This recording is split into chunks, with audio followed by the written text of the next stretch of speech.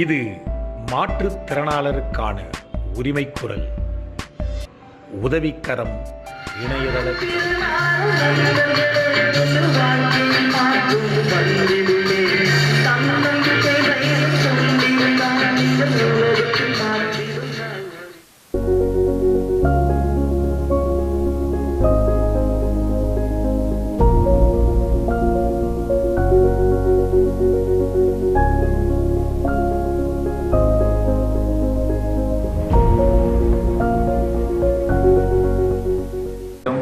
முதலில் இனிய தமிழ் புத்தாண்டு நல்வாழ்த்துக்கள்.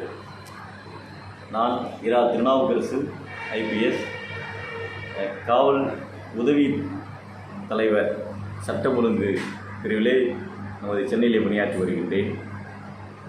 இந்த நாள் ஒரு அற்புதமான நாள். தமிழ் புத்தாண்டு இந்த முறை ஒரு புதிய பூவோடு பிறந்திருக்கிறது. அந்த பூ ஒரு கரத்தினை மக்களுக்காக நீட்டியிருக்கிறது.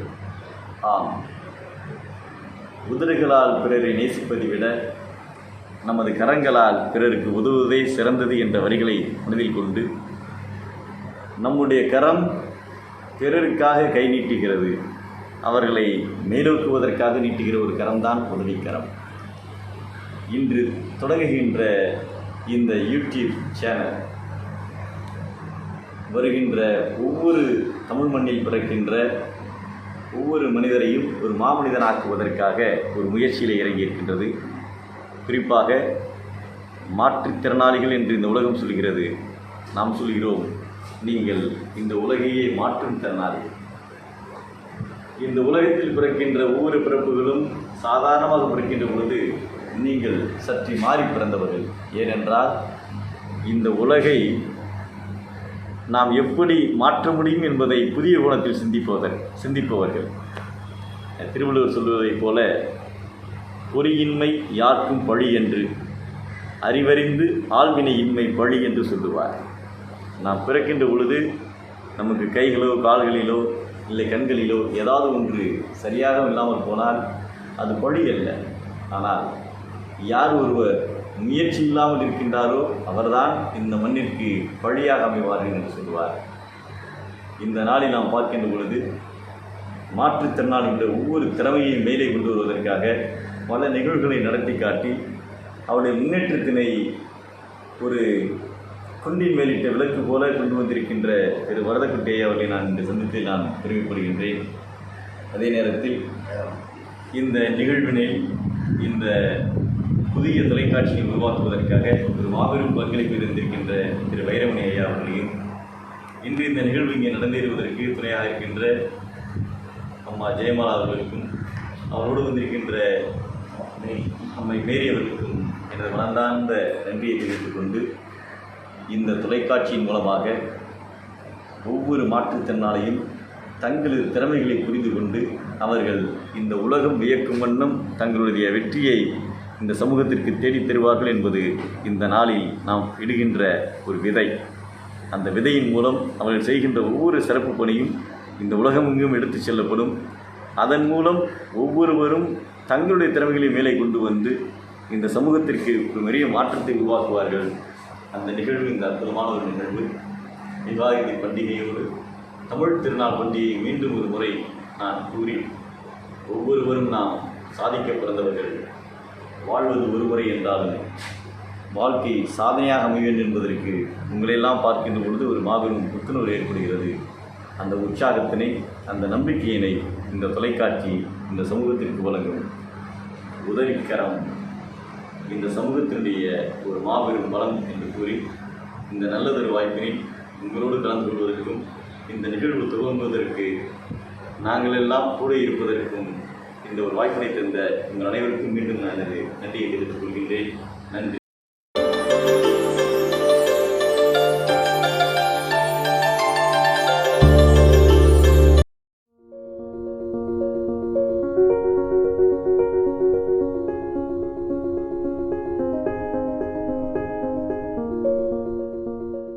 அவருக்கு ரொம்ப நன்றி. அடுத்ததா ஒவ்வொருத்தரை பற்றி சொல்லணும். அதாவது இது நன்றி ஒரு விழா அப்படின்றத விட நீங்க இருக்கிறவங்க எல்லாருக்கும் இங்க இருக்கவங்களுக்கு ஆமா, நன்றி உரை வரல, சாப்பாடு வர்ற வரையும் நன்றி உரை கிடையாதுங்க. அந்த மாதிரி அவரு ஏற்கனவே ராஜரத்னம் ஸ்டேடியம் இருக்கு, நமக்கான போராட்டம் அங்கதான் பர்மிஷன் தருவாங்க. அங்க வர்றவங்க எல்லாம் இன்ஸ்பெக்டர் எல்லாம் நமக்கு ஃப்ரெண்டு. எங்களுக்கு 12 மணி வரையும் தான் பர்மிஷன், ஆனா 1:30 மணி வரையும் பேசுவோம்.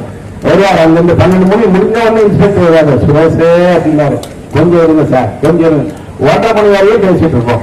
கடைசியில நமக்கு சாப்பாடு பக்கத்து அவங்க கூட உட்காந்துக்கிட்டு அவங்க வேற சாப்பாடு சாப்பிட்டு வரையும் கொடுத்து வாழைப்பாயத்தையும் கொடுத்துட்டு ரொம்ப நன்றி வணக்கம், அடுத்த கூட்டத்தில் சந்திப்போம் சார், சந்தோஷமா வழி அனுப்பிச்சுட்டு நாங்க வருவோம். அதாவது அந்த போராட்டத்தை நடத்துற ஒரு பேருக்கு போராட்டங்க, அது ஒரு கவனம் இருக்குங்க, அவ்வளவுதாங்க. எங்களுக்கு இத்த கொடு அத்த கொடு அப்படின்னு சொல்றதுக்கு அந்த மாதிரி ஒரு நல்ல மனுஷன் சண்முக சுந்தரம். அனைவருக்கும் வணக்கம். இந்த அருமையான கூட்டத்திற்கு தலைமையில் உட்கார்ந்திருக்கின்ற நம்ம வரதக்குட்டி ஐயா அவர்களுக்கும் நன்றி. மேலும் இந்த மருத்துவ பணியாளர்களுடைய மாநில நிர்வாகிகள் மற்றும் மாவட்ட நிர்வாகிகள் அனைவருக்கும் இந்த தருணத்திலே நன்றி. நீங்கள் எல்லோரும் ஒரு ஒற்றை கோரிக்கை அப்படின்னு தான் நாங்கள் சொல்லுவோம். அதாவது பாராட்டு விழா, உள்ளாட்சி மன்றங்களில் நமக்கு பிரதிநிதித்துவம் வழங்கியிருக்கிறதுக்காக பாராட்டு விழா நடத்துறீங்க, சந்தோஷமான நிகழ்ச்சி.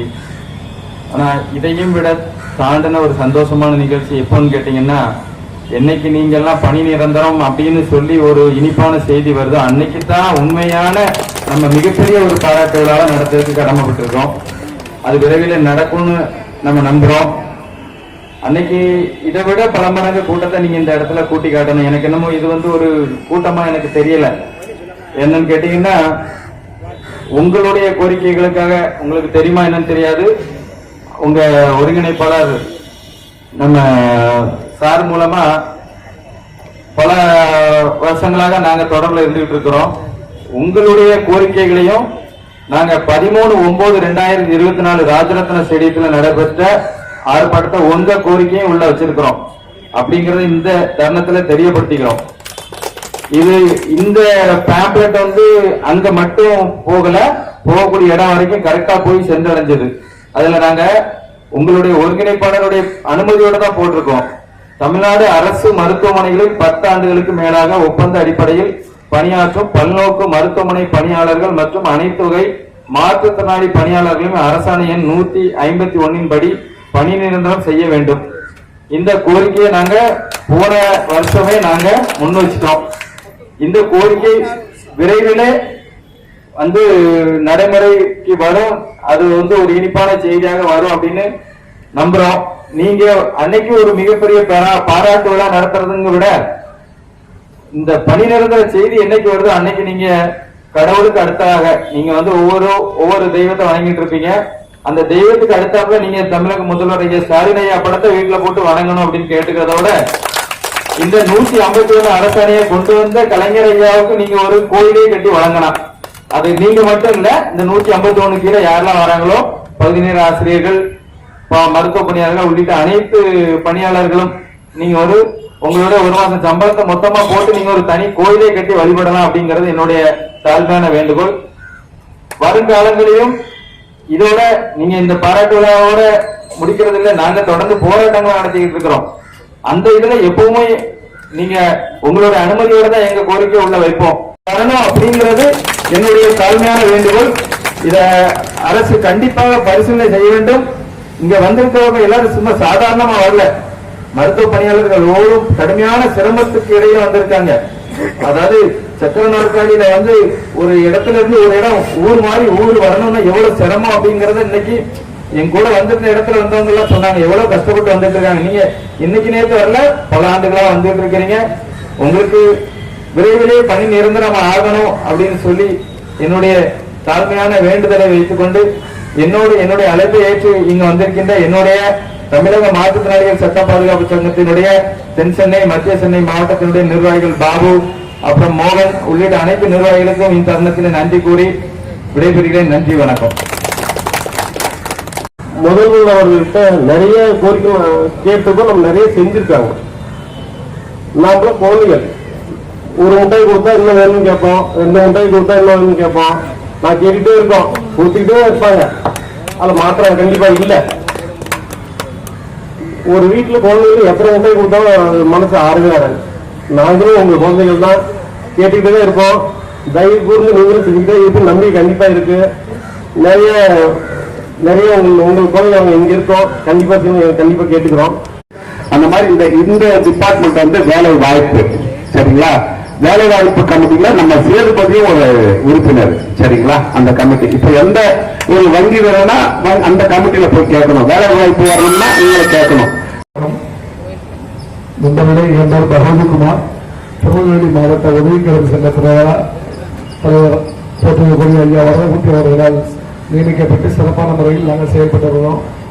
நான் பார்த்தீங்கன்னா நான் பிறந்த ஊர் சொந்த ஊர் கன்னியாகுமரி, இப்ப வேலை பார்க்கறது திருநெல்வேலி மாவட்டம். 2007 13/2/2007 எம்ப்ளாய்மெண்ட் மூலமா இன்டர்வியூ வைக்கப்பட்டு துணை இயக்குநர் சுகாதார பணியாளர்கள் தான் நாங்கள் டேட்டா என்ட்ரி ஆபரேட்டரா உள்ள வந்தோம். அதாவது கம்பெனி ரொட்டேஷன் எல்லாமே அரசு விதிப்படி ஒரு நிரந்தர பணியாளர்களை எப்படி எடுப்பாங்களோ அதே ப்ரொசீஜர் படி மாற்றுத்திறனாளி கோட்டால எங்களை எடுக்கிறாங்க. 2007 2008 கலெக்டர் அந்த 151 மாற்றுத்திறனாளிகளின் கலங்கரை விளக்கான 151 ஜிஓ வெளியிடுறாங்க. அது போட்டோம்னா ஒரு மகிழ்ச்சி, ஆகா அடுத்த வருஷம் நம்மளுக்கு பர்மனெண்ட் ஆகும். 2 ஆண்டுகளுக்கு மேல போட்ட அந்த ஜியோவால நமது வாழ்க்கை கண்டிப்பாக ஊனத்தால் இருந்து போன நமது வாழ்க்கை ஒளியிடும். ஏன்னா போட்டது சாதாரண அல்ல, சொல்லின் வீரர் சொல்வதை செய்பவர், செய்வதை மட்டுமே சொல்லக்கூடிய ஒப்பற்ற தலைவரான டாக்டர் கலைஞர் அவர்களால் போடப்பட்ட 151 ஜியோ வந்தோட சொன்னேன், வந்துவிட்டது. அடுத்த வருஷம் எண்ணி 365 நாள்ல எனக்கு பெர்மனன்ட் ஆகும்னு சொல்லிட்டு திரு ஐயா வரதுகுட்டி அவர்களுக்கு கௌரவிக்கும் விதமாக சென்னையில வந்து நான் வந்து ராமாபுரம் பகுதியில் வசிக்கிறேன். அந்த ராமாபுரம் பகுதியில வந்து டெய்லி ஒரு 200 பேருக்கு சாப்பாடு கொடுக்குறேன். அதாவது மனிதம் அறக்கட்டளை என்கின்ற ஒரு அறக்கட்டளை சார்பாக இன்னைக்கு நானும் திரு சேதுபதி அவர்களும் வந்து கமிஷன் ஆபீஸ்ல உட்கார்ந்திருந்தோம். சாப்பாடு ஒரு 200 பேருக்கு வேணும்னு சொன்னாரு. உடனே அந்த அறக்கட்டளையுடைய நிர்வாக மேனேஜிங் ட்ரஸ்டி திரு ராஜா அவர்கள் அவரோட தொடர்பு கொண்டு பேசினா ஒரு 200 பேருக்கு சாப்பாடு வேணுங்க. உடனே ஓகே அப்படின்ட்டாரு. ஸோ உடனே அவர் வந்து நம்ம 200 பேர் இன்னைக்கு வருவாங்க, அவங்களுக்கு சாப்பாடெல்லாம் கொடுக்கணும் சொல்லியிருந்தோம். அவர் உடனே என்ன சொன்னார், நான் ஊர்ல இருக்க மாட்டேன், ஃபாரின்ல இருப்பேன், இருந்தாலும் நான் வந்து சொல்லிட்டு போறேன் அப்படின்னாரு. உடனே வந்து திரு கண்ணா அப்படின்னு சொல்லிட்டு அவருடைய செக்ரட்டரி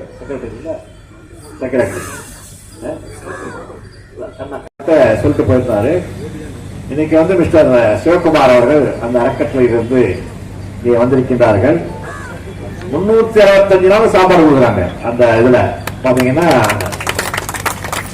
நம்ம உலக மாற்றுத்திறனாளிகள் தினத்தன்று நம்ம மாற்றுத்திறனாளிகள் 500 பேருக்கு அங்க இலை போட்டு சாப்பாடு கொடுத்தாங்க.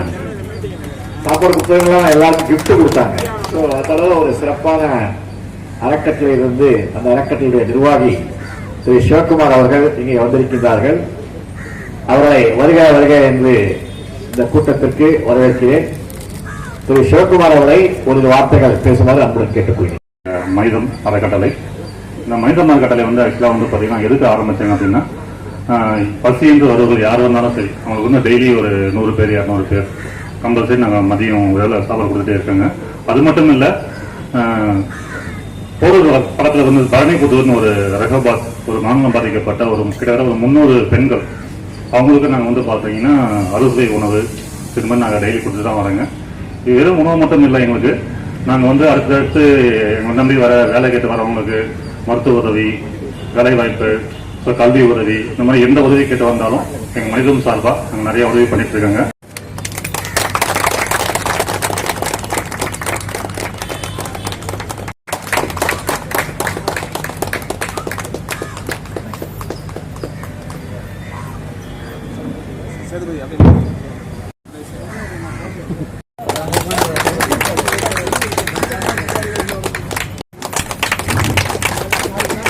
மாப்பிள்ளை என்று அழகாக சொல்லக்கூடியவர்.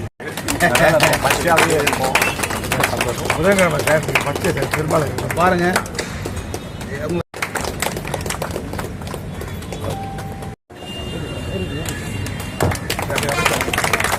ஓகே. அப்படியே பாருங்க.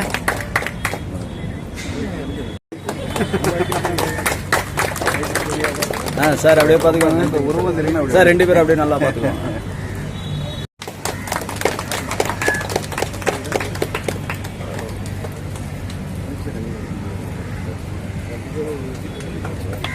சார் அப்படியே கடமைப்பட்டிருக்கிறேன். இதற்கு ஒரு ஆன்மா வந்து முழுமையா வந்து பணிபுரிஞ்சதுன்னா அதுக்கு வந்து பார்த்தோம்னா வந்து இன்றைய நன்றி கூட கடமைப்பட்டிருக்கிறது வந்து இளங்கோவன். அவர் வந்து உண்மையா நமக்கு ஹெல்ப் பண்ணாங்க. இளங்கோவன் வந்து ஆர்டிஐ எக்ஸ்பர்ட்ஸ் கும்பகோணம் தான் ஹெல்ப் பண்ணிட்டு இருக்காங்க. மதன் மோகன் சார் வந்து ஹெல்ப் பண்ணிட்டு இருக்காங்க. கனகசோதி என்பது நிறைய ஜீவன் பண்ணிட்டு இருக்காங்க. அதுல முக்கியமா பார்த்தோம்னா வந்து நம்முடைய சேதுபதி உண்மையில வந்து இந்த எங்களெல்லாம் அவர் வந்து பொன்னாடை போட்டு பெருமிச்சாரு. ஆக்சுவலா வந்து அத்தனை பொன்னாடிகள் வந்து கூடிய விரைவில் நம்ம சேதுபதி வரப்போகுது. அத்தகைய உழைப்பினுடைய ஏன் சொல்லுவாருன்னா, உண்மையிலே அவர்கிட்ட ஒரு கமிஷன் ஆஃபீஸ் வரும்போது அவர் வண்டியில் உட்காந்துட்டு போனேன். ஒரு மத்திய உணவுக்கு நான் அவர் கூட உட்காந்து போகும்போது மற்றவங்களுக்கு தெரியணும் பேரவை சார்பாக வந்து நம்ம வந்து ரயிலை ஹாப்பி சேதுபதி ப்ரௌட். ஏன்னா 2 வருஷமா நான் பேசிட்டு இருந்தது வந்து நிறைவேற்றி வச்சவர். நாங்கள் வந்து பின்னாடி தான் அதை முன்னெடுத்து நடத்தவர் வந்து சேதுபதி. அவர் ப்ரொஜெக்ட் பண்ணணும்னு நம்ம தலைவர் சொன்னார். நீங்கள் வந்து சேதுபதி நம்ம ப்ரொஜெக்ட் பண்ணணும் சொல்லுறோம், நாம் வந்து பின்னாடி தான் இருக்கணும். அப்படி ஒவ்வொரு நிமிஷமும் வென்றெடுப்போம். நமக்கான காலம் இது. முதல்வர் நம்முடைய விஷயங்களை நம்முடைய நன்றியை ஏற்றுக்குவாங்க, நமக்கான விஷயங்களை செய்வாங்கிறத சொல்லிக்கொண்டு இந்த எனக்கு வாய்ப்பை நல்கிய சேதுபதி அவருக்கு மீண்டும் ஒரு நன்றி கூறிக்கொண்டு விடைபெறுகிறேன். ஒரு குறை வைப்பாங்கன்னு சொல்லுவாங்கல்ல, அது மாதிரி நான் நம்ம விருந்தாளியை கூப்பிட்டு நான் அவரை கவனிக்காத விட்டேன். அதனால இந்த தவறை செஞ்சதுக்காக என்னை மன்னிச்சுக்கணும். நம்ம அட்வொகேட் சாருக்கு நம்ம தலைவர் அவர்கள் பொன்னாடை போட்டுவார்கள். நான் மறந்துட்டேன். ஆக்சுவலா அவராட்ட கொடுத்து நான் சிதம்பரம் சாருக்கு போட வச்சுன்னு கேள்வி அவரை விட்டுட்டேன். இந்த தவறை ரொம்ப பணிவான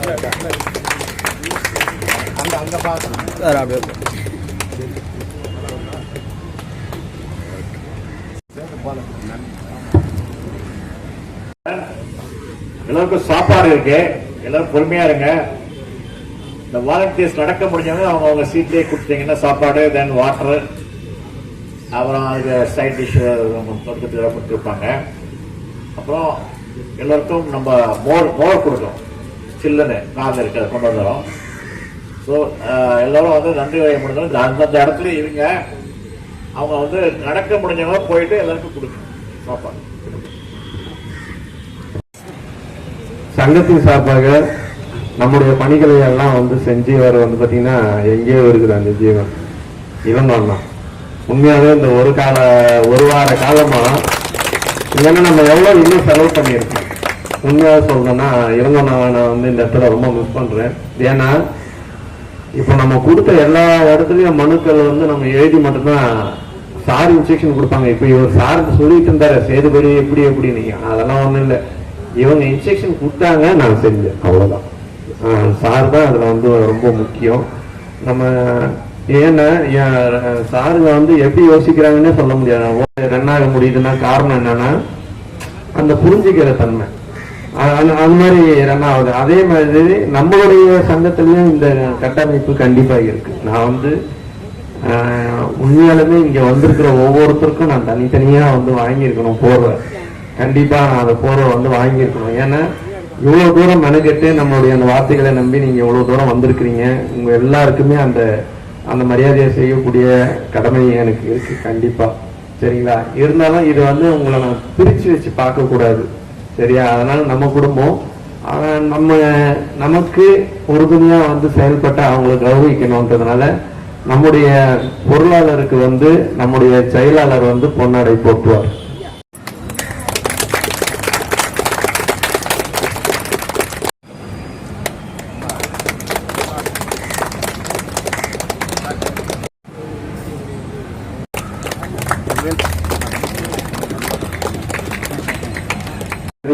நம்முடைய இந்த பங்களிப்பை கொடுத்த அனைவருக்காகவும் சரி ரொம்ப நன்றி தெரிவிச்சுக்கிறேன். ஐயா அவங்க பேசுவாங்க. பயணம் வந்து மிகப்பெரிய பயணம் இனிமேலும் செய்ய வேண்டியது இருக்குது. அதுக்கு நிச்சயமா வந்து பேரவையும் உதவிக்கரம் வந்து உறுதுணையாக நிற்கும் என்பதை கூறிக்கொண்டு உங்களுடைய ஒத்துழைப்பு எப்பெல்லாம் சேர்த்து கூப்பிடுறாரோ அப்பெல்லாம் வந்து தொலைபேசியில நீங்க தொடர்பு கொள்ளணும். உங்களை தொடர்பு கொள்ளணும் எதிர்பார்க்க கூடாது. உங்களுக்குள்ள ஒரு நேரம் ஒதுக்கிக்கிட்டு ஒரு நேரத்தில் வந்து கூடுங்க, நீங்க உங்க விஷயத்த பேசுங்க. பேசினா நிறைய விஷயங்கள் மாற்றங்கள் வரும். நம்ம நிச்சயமா பேசுவோம். சரிங்களா? எல்லாருக்கும் சந்தோஷம் தானே?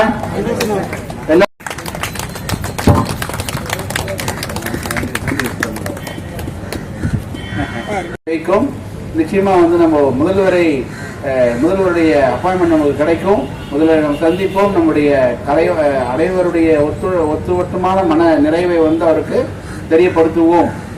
மருத்துவ பணியாளர்கள் மாற்றுத்திறனாளி சங்கத்தினுடைய நன்றி தெரிவித்தல் கூட்டம் இது போல இன்னும் வெற்றி கூட்டம் நடக்க பாருங்க.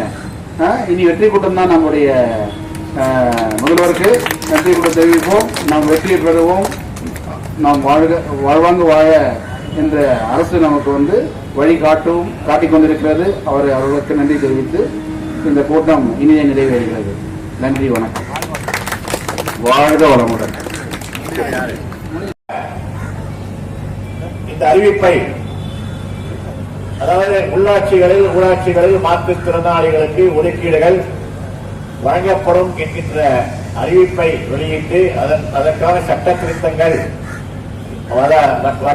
சட்ட திருத்தத்திற்கான வடிவு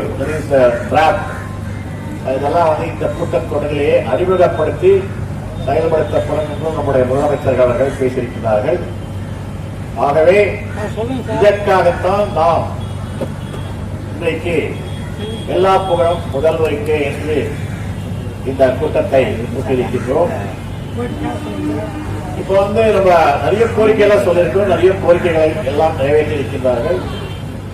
அதாவது சேதுபதி அவர்கள் தெரிவித்தபடி 1983ஆம் ஆண்டு இந்த உதவிக்கரம் சங்கத்தை நாங்கள் தொடங்கினோம். எல்லோருக்கும் நீங்க மாற்றுத்திறனாளிகள் வாரியம் என்பதை டாக்டர் கலைஞர் அவர்கள் உருவாக்கினார்கள். அதனுடைய பின்னணியை நான் சொல்றேன் உங்களுக்கு. முன்பாக நம்ம ஒரு பெரிய மாநில மாநாடு நடத்தினோம். அந்த மாநாட்டில் நம்முடைய மாற்றுத்திறனாளிகள் துறையினுடைய அமைச்சர் டாக்டர் பூங்கோதை அவர்கள் சிறப்பு விருந்தினராக கலந்து கொண்டிருந்தார்கள். நம்முடைய சென்னை உயர்நீதிமன்றத்தின் தலைமை நீதிபதி AP ஷா அவர்கள் அந்த கூட்டத்தில் கலந்து கொண்டிருந்தார்கள். இந்த கூட்டத்திலே நான் நம்முடைய உதவிக்கரம் சங்கத்தினுடைய கோரிக்கையாக மாற்றுத்திறனாளிகளுக்கு என்று தனி வாரியம் அதனை உருவாக்கும்படி டாக்டர் கலைஞர் அவர்களை கேட்டுக்கொள்கிறேன் என்று அந்த கூட்டத்தில் பேசினோம். அப்புறம் பேசின நம்ம AP ஷா அவர்கள் அதனுடைய பிரீஃப் சினாப்சிஸ்ல வழங்கின அந்த கூட்டத்தில் நிறைய அவர்கள் இது நியாயமான கோரிக்கை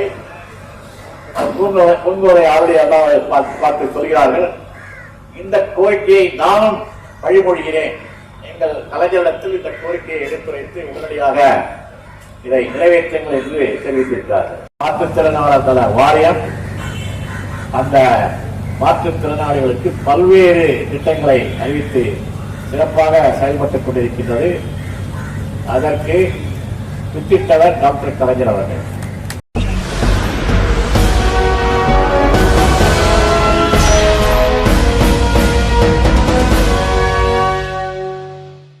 இது மாற்றுத்திறனாளருக்கான உரிமை குரல். உதவிக்கரம் இணையதள தொலைக்காட்சி.